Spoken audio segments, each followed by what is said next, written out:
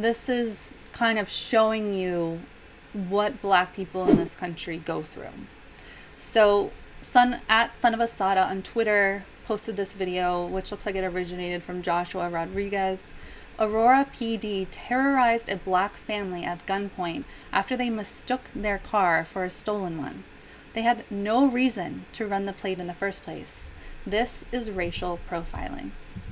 And this is another video that will be disturbing. There are children who are handcuffed, having to lay face down on the blacktop of this parking lot. Children. And there was no reason to pull them over, to pull this family over. Again, another trigger warning for this video. It's very disturbing.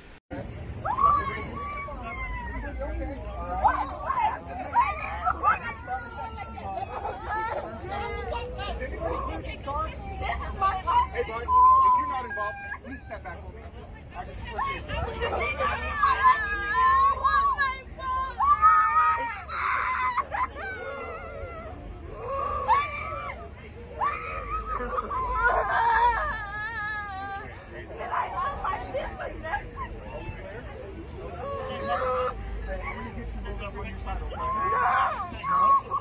Okay.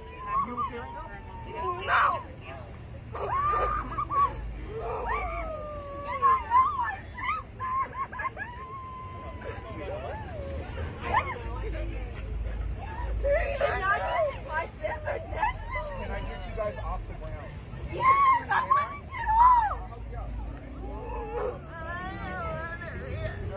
This is some bullshit. You had guns on. I'll help you.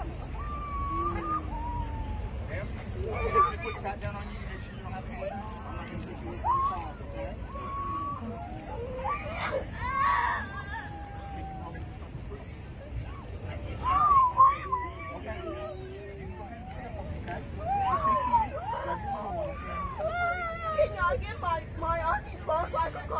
We're going to take care of that in a second.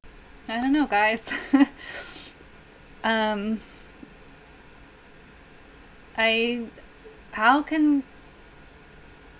how can this happen? And people don't realize it.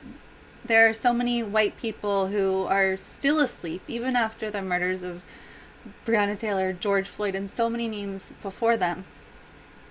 How could any sane person look at that video with those kids on the ground, on the blacktop, with their hands behind their back, sobbing, calling out for help, trembling? Something needs to happen. The cops need to be held to account. The cops cannot act like this. They must not be allowed to act like this. We have to push with everything we have. We have to have people still out in the streets protesting. Don't let the protest die down. Don't let these people get away with this. Thankfully, from what I know, no one was injured in this instance, but there's mental pain too. That's going to stick with these kids for the rest of their lives. Think about when George Floyd was saying that he was scared, that he'd been shot like that before, that he knew he was going to die. Now think about how these children that were just put on the ground by the Aurora PD in Colorado, how are they going to view police? They're not going to view police as those who come help them. They're going to view police as the terrorists they are.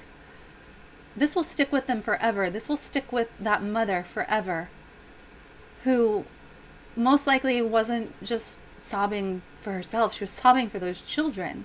She knew. And these cops, you know, a racist might look at this video and say, oh, the cops are asking them how they're doing. He asked the kid how he was doing, so that's okay. They were being nice. No, they weren't being nice. They had children with hands behind their backs on the blacktop in the summer. Not that that detail matters so much, except for it's freaking hot. They weren't being nice. They were being disgusting, terrible racists. And that video needs to get out everywhere. It's hard to watch. It made me cry. We have a sick, sick country. And we all have to do whatever we can to make it better. So this is out of 9 News, which I assume is a local outlet. Aurora police briefly detained family after vehicle mistakenly identified as stolen. Officers detained a driver and 4 children, ages 6 to 17, inside a vehicle that was mistakenly identified as stolen, APD said. APD officers said they were notified around 10:55 a.m. of a possible stolen vehicle in the area of an ARC thrift store. Then officers identified a vehicle that matched the license plate number and the description they were given. The officers conducted a traffic stop, and the adult driver and younger passengers were ordered onto the ground. Some were placed in handcuffs.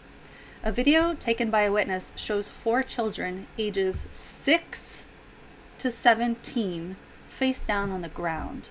Officers handcuffed at least 2 of the children. Brittany Gilliam, who identified herself as the driver, told 9 News she had taken her nieces, younger sister, and daughter to get their nails done, and when they realized the salon was closed, they got back in the car. That's when she said police surrounded their car with guns drawn. APD said a motorcycle with the same license plate number. So how is, if it was a freaking motorcycle, how could they say it matched the description of the vehicle? She's in a van. He's like, something about the car being reported stolen, Gilliam said. And I'm like, this happened months ago. You guys cleared it. We got to pick up the car the next day, the very next day. So I'm not understanding what's going on. Gilliam said her car was stolen back in February, but was found the next day. APD said confusion may have come from the fact that the vehicle mistakenly stopped was reported stolen earlier this year. Yeah, their own vehicle. There's no excuse why you didn't handle it a different type of way, Gilliam said about APD. You could have even told them, step off to the side, let me ask your mom or your auntie a few questions so we can get this cleared up. There was different ways to handle it. Officers unhandcuffed everyone, apologized, and explained the situation. The family asked to make a complaint, so a lieutenant responded to the scene to handle the request. But Gilliam's 14-year-old niece said APD already severed their trust with her. It's like they don't care, said Terriana Thomas. Who am I going to call when my life is in danger? An internal investigation has been opened. The statement that they put out, the Aurora Police Department understands that this is concerning and traumatic for those involved, and we again offer our apologies, APD said in a statement. A spokesperson for the department said officers are trained when contacting a stolen car to do what is called a high-risk stop, which is also used when officers know or suspect the occupants are armed. Blah, blah, blah, on and on with trying to justify themselves. Kevin Smith, who is a former police officer who is now a professor at Metropolitan State University of Denver, said the officers were following protocol but could have acted a little quicker to get the children off the hot concrete. You're disgusting too, Kevin Smith. It's a little troublesome, he said. It looks bad because there were kids on the ground, and it sounds even worse. Smith also said until officers know what they're dealing with, they have to use that kind of force. And all he says is, but then you have a 6-year-old on the ground. I think the decision in this case could have been done a little quicker to get them off the ground. So here is an officer that they interviewed, and he thinks this is reasonable, that the only thing wrong is that they didn't get the family off the ground quicker. He thinks it was fine, that it just looks bad to have a 6-year-old and 4 kids total on the ground, some handcuffed. There's a sickness in the police department. This is rampant. This is a pandemic. I hope more comes from this case. I hope that family sees some justice. It won't be enough after having traumatized the children in the family and the mother.